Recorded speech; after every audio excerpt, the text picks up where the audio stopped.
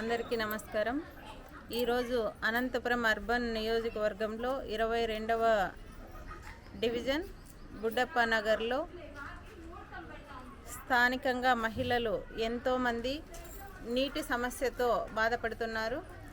నీరు కానీ మురుగు కాలువలు కానీ చెత్త కానీ తీసుకెళ్ళట్లేదు అని అడిగితే మాకు జీతాలు అందట్లేదు అని వాళ్ళే చెప్పే పరిస్థితి ఉంది. ఏదో ఎప్పుడో అరాకొరగా వచ్చి ఒక బిందెడు 2 బిందెలు నీళ్లు తప్ప సరిపడా కూడా నీళ్లు వదలలేని పరిస్థితిలో ఈ ప్రభుత్వం ఉంది.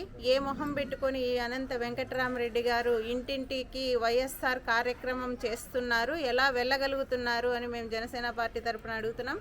జనసేన పార్టీ తరపున మహిళలతో మాట మంతి కార్యక్రమంలో ప్రజలు వాపోతున్నారు. ఎంతో ఇంటి అద్దెలకు సమానంగా కరెంటు బిల్లులు కట్టుకుంటూ మేము చాలా ఇబ్బందులు పడుతున్నామని వాపోతున్నారు మహిళలు.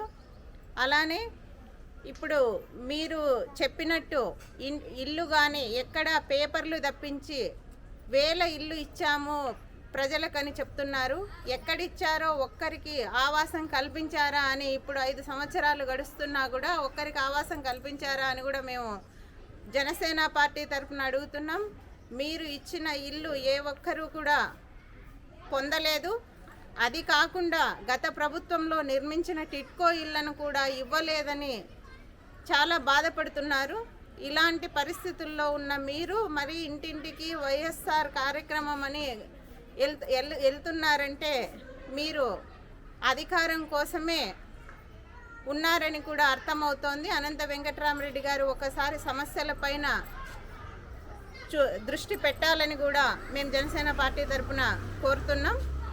జై జనసేన, జై హింద్.